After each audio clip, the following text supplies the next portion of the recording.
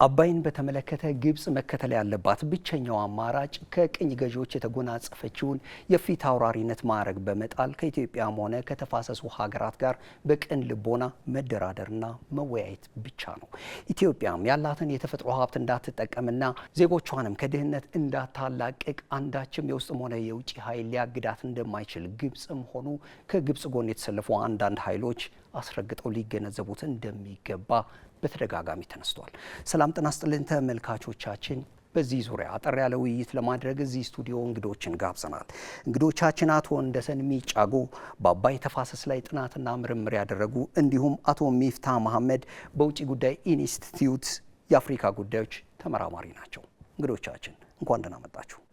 የግብጽ መንግስት ከቅርብ ጊዜ ወዲህ ከትብብር ይልቅ የተለያዩ የማስፈራሪያ መግለጫዎችን እየሰጠ ይገኛል። የኢትዮጵያ መንግስትም የግብጽን ማስፈራሪያ በጥሞና ሲከታተል የቆየ ቢሆንም ሰሞኑን ግን ጠንከር ያለ ምላሽ ሰጥቷል። ከዚህ አንጻር የግብጽን ማስፈራሪያና የኢትዮጵያ መንግስት ምላሽን እንዴት ትመለከቱታላችሁ? የኢትዮጵያ መንግስት እንግዲህ በብዛት ለዲፕሎማሲ በሩን ከፍቶ በትዕግስት ኮኦፕሬቲቭ ፍሬም ኦፍ አግሪመንት እንደውም ሌሎች ሀገሮች ባይሆኑ እኮ ይሄን ይችላሉ ይችላሉ። ኢትዮጵያ እንደው ልበሰፊና መንግስትም ደግሞ ሰፊ ሆነ ሁሉን ነገር 360 ዲግሪ የሚመለከት መንግስት ስለሆነ ነው ብቻዬን ውሃ አልጠቀምም ሌሎች የሚጠቀሙ በሚል ነው እንጂ የውሃ ባለቤት ብቸኛ 80% እኔ ነኝ ብሎ በዛ አልቆመም።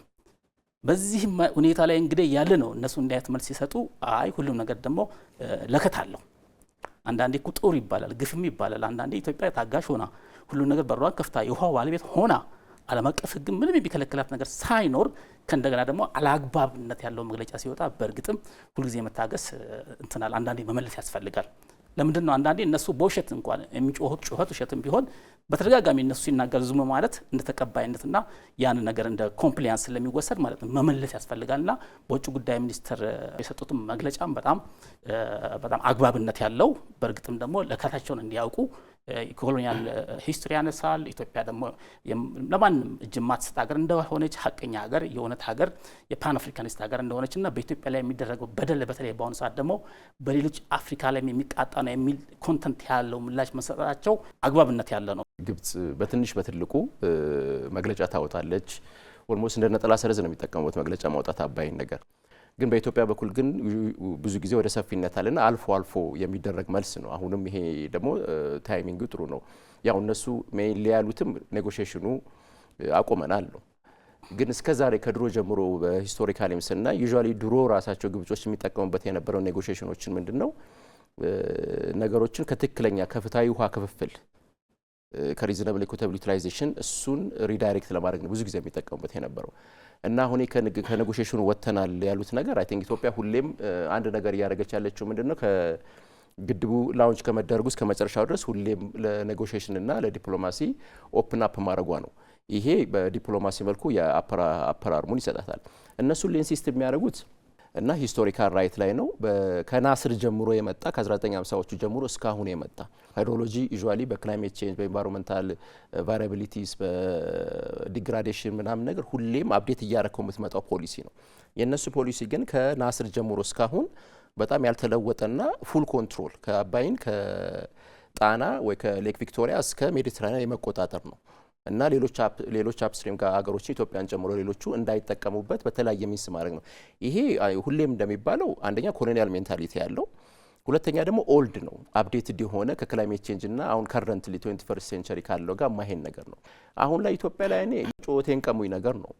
ልክ ግድቡ ላውንች ሲደረግ ተጮኸዋል፣ ዳይቨርት ሲደረግ ተጮኸዋል፣ ፊሊንጉ ላይ ተጮኸዋል፣ አሁን ደግሞ ሲያልቅ ተጮኸዋል እንደገና ያለውና ያ ጩኸት እና ያ የሚከተሉት ፖሊሲ ምንም እንደማያመጣ እና ኢትዮጵያን ብዙ ጊዜ የምትወው ለትንሽ ለጥቃቅኑ ነገር መመለስ የለብም ለአንዳንድ ለሜጀር ለሆኑ ነገሮች ላይ ነውና አፐር አርሙን ድሮ አሁን ለምሳሌ ናይል ሄጀሞኒ ግብጽ ነበረች ነው የሚባሉ ኖት ኤኒሞር። አሁን ሁሉ ነገሩን ካየኸው አጀንዳ ሴት የምታደርገው ኢትዮጵያ ናት። ኔጎሺዬሽን አውትከሙን ምንም ፕሪዲክት ማድረግ አይችሉም የተለያዩ ነገሮች ላይና ይሄ ግድቡ ያመጣው ለውጥን አይ ቲንክ መቀበል ያቃታቸው ሴልፍ ሪያላይዜሽን እስከሚደርሱ ድረስ የሚያደርጉት የተለያየ መግለጫና ጩኸት ነው እንጂ ኢን ፕራክቲስ ምንም ነገር አያመጣም። እንግዲህ ግብጽ በአባይ ወንዝ ላይ ታሪካዊ ተፈጥሯዊና የቀደምትነት ባለቤትነት መብት አለኝ እያለች የምትከራከረው ከጉዳዩ ጋር ምንም ግንኙነት የሌላቸው ከቀኝ ገዢዎች ጋር የተዋዋለቻቸው ያረጁና አሁን ላይ ከዘመኑ ጋር የማይሄዱ የድሮ ስምምነቶችን በመምዘዝ ነው።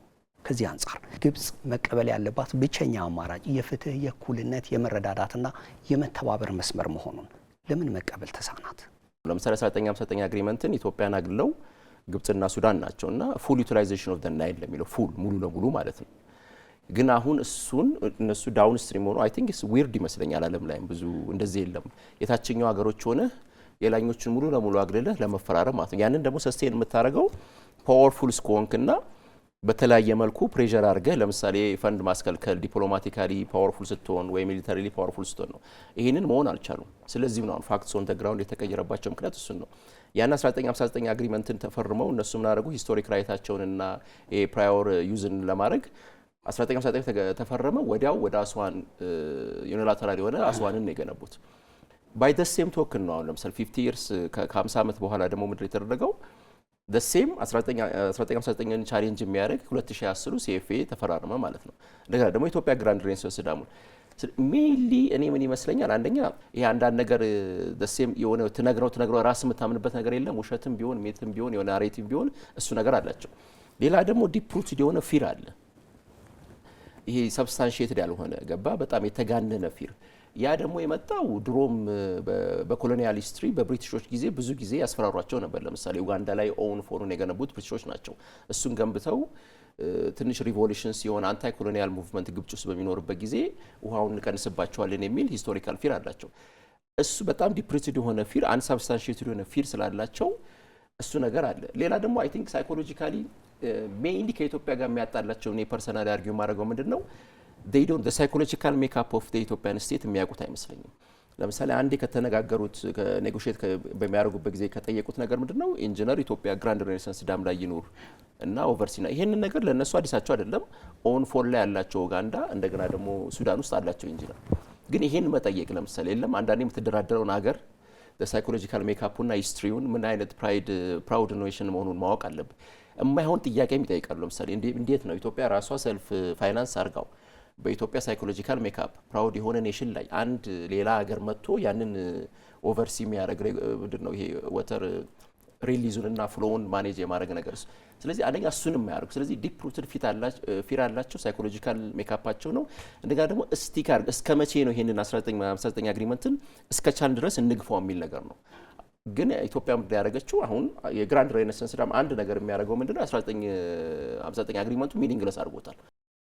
ግብጽ በቀጥታም ይሁን በተዘዋዋሪ ኢትዮጵያ ላይ መሰረተ ቢስ ወንጀላ እያከናወነች ትገኛለች። የት ያደርሳታል? የትም የሚያደርስ አይ ቲንክ ይሄ ኦልድ ሜንታሊቲ ይመስለኛል። የተለመደ አይ ቲንክ አውት ኦፍ ዘ ቦክስ አለማሰብ የለም። ድሮ የሰራኸውን ፖሊሲ ምን አይፎን እና ስማርትፎን በሌለበት ጊዜ የጀመርከውን ፖሊሲ ኮንሲስተንትሊ አሁን የማድረግ ነገር ይመስለኛል። እና እንዳልኩ ኢል አድቫይስድ ነው፣ ካውንተር ፕሮዳክቲቭ ነው። የድሮ የነበራትን ሚሊተሪ ክላውትም ዲፕሎማቲክ ክላውት የላትም። ለምሳሌ አሁን አረብ ኔሽን ላይ ፓወርፉል የሆኑት ሌሎች ሀገሮች ናቸው። ገባ ኢኮኖሚክ ያንን የምታደርገውን ኢኮኖሚካሊ ባክ ማድረግ አትችልም። ስለዚህ ይሄ የተለመደውን አሁን ለምሳሌ ሆርን ኦፍ አፍሪካን ይሄ አመለካከት አለ። ሆርን ኦፍ አፍሪካን አዘ ባክ ያርድ ማየት የለም ኖት አዘ ወተር ዩዘር በት አዘ ካችመንት ወተር ካች የምታደርግበት ለእነሱ ሪሊዝ የማድረግ ሜንታሊቲ አለ። ስለዚህ ያኛው ኦልድ የሆነ አውትዴትድ የሆነው ሜንታሊቲ ስለሆነ ነው እንጂ አይ ቲንክ ኦልሬዲ የሚያዩት ይመስለኛል። አሁን ደግሞ የኢትዮጵያው ግራንድ ሬኔሳንስ ስራ ምንድነው የነሱን ፍራቻ ደግሞ መሆንም ያለበት ምንድነው ፕሬሲደንት አስቀምጧል።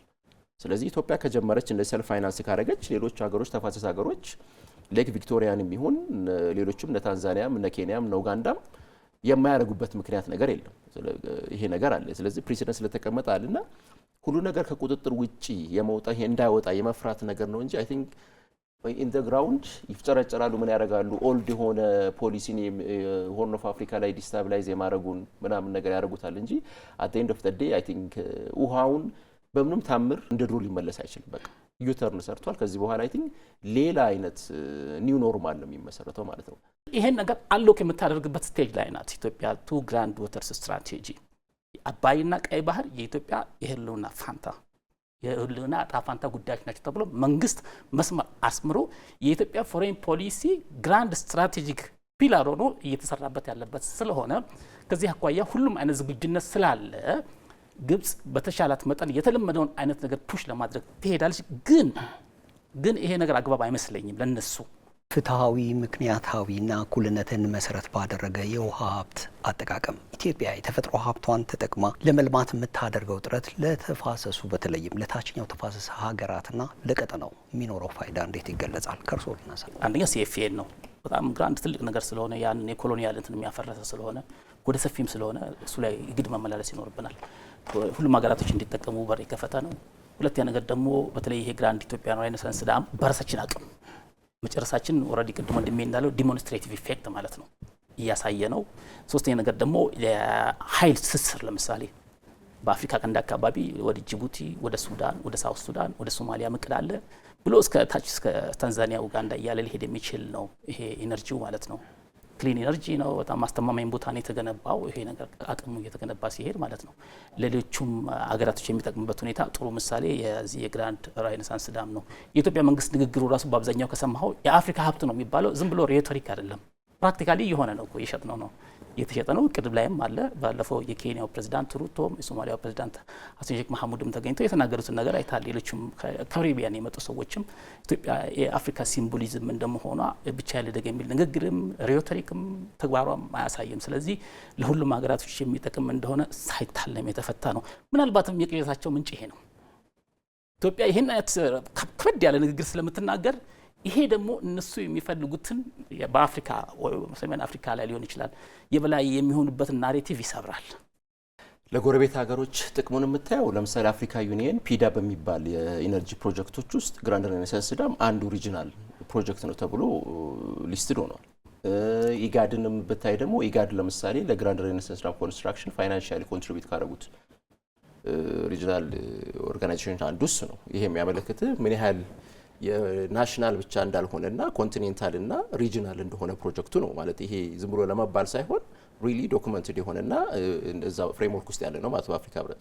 ሌላው ደግሞ የኢትዮጵያ ስቲል ፓወርም ከሌሎች ለጎረቤት ሀገሮች ጋር ስለምሸጥ ይሄ ፓወር ትሬዱ ሞር ፍሬንድሊ የሆነ ኔበር ያደርጋል። ኢኮኖሚካሊ ኢንተርዲፔንደንት ስትሆን ሀገሮች ወደ ሌላ ነገር አይሄዱም፣ ወደ ጦርነት ወደ እርስ በርስ የመበጣበጥ አይሄዱም። ስለዚህ እሱ ፒስንና ሴኩሪቲን በሪጅኖች መካከል የሚያደርገው ነገር አለ።